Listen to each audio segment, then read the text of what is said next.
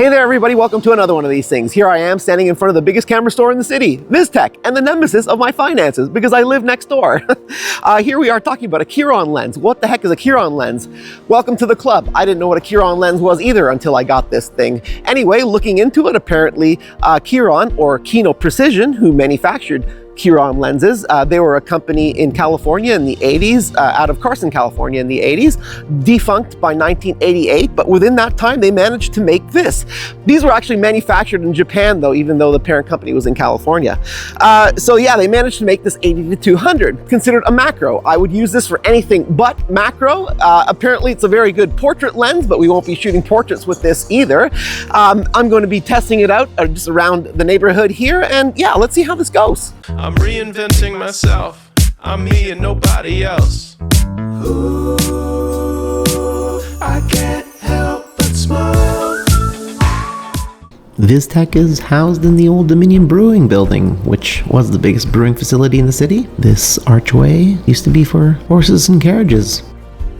Bright Street is the street I was standing at the foot of during the intro. It was very crooked at one point. 100 years ago they straightened it, but there was one offending house that follows the old plan of the street. This one here with the turquoise door. This is Wascana Street, another favorite street of ours. This is Sweet Marie Variety. Nothing has been sweet there for a while. This is OAZ, a famous talent agency for people like Kiefer Sutherland. These rental bikes illustrate how smooth a background blur you can get with this lens. I took this inside. This also shows you the bokeh you can get. Very, very nice. The entrance of the very cool Magic building at 80mm. And here at 200mm. The bell tower of St. Paul's Cathedral. Awesome vintage motorcycle. I do love the vintage bikes. Here a slightly newer Harley. Chromatic aberration is evident in this lens, as you can see from this guy's side mirrors. Of course, you can use this lens for video as well. Very Canadian, carrying hockey sticks. I love this building. It's the Vinegar Company Lofts. Our friend Darren lives here. Many people don't know that 505 is where Dan Aykroyd used to live. It was also a bar called 505, of which he was a regular, and John Belushi showed up here one night and the Blues Brothers were born. Hey there everybody, welcome to the humble studio. So a little bit more about Kiron lenses. When these came out onto the scene, they were considered a high-end lens option. You know, that was in the time when if you were buying a third-party lens, you were probably buying a third-party lens to save some money. You weren't necessarily buying one to improve over what, say, the manufacturer of your camera might have been offering. This is a Nikon example. They came in several different mounts. But this was a higher end option. So back in the 80s, third-party lens manufacturers, for the most part, not always, but for the most part, had the reputation of often coming out with lenses or optics that were of a poorer quality than those manufactured by camera companies. Now, this is something that's really only changed in recent years because, you know, you can buy a lens now from a company like Sigma and it may be superior than that offered by a company, say, like Sony. Those examples, I think, are probably still few and far between, but you've got companies like Viltrox with their Lab series, you know, beating GM lenses in sharpness. How does a company like Kiron come onto the scene, make a splash amongst the sea of what's considered inferior lenses? Well, I'm an advertising guy, and I heard that Day was the advertising agency that was employed by Kiron, or Kino Precision Optics. And Day famously introduced the world to the Apple Macintosh, so they already had a reputation of making a splash with products. In the long run, it really didn't help the Kiron brand since they were defunct by 1988.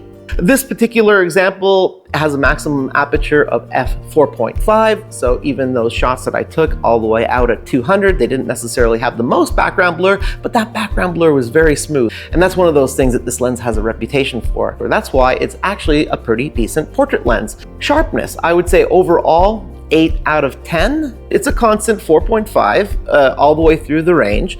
So when you're at 200, you can shoot at 4.5.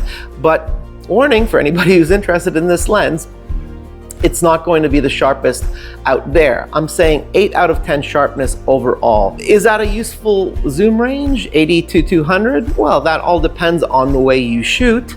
I had a lot of fun using this, although it is slightly awkward. If you're shooting with an APS-C camera like myself, chances are you want to keep your equipment lightweight. That's what attracted you to APS-C in the first place.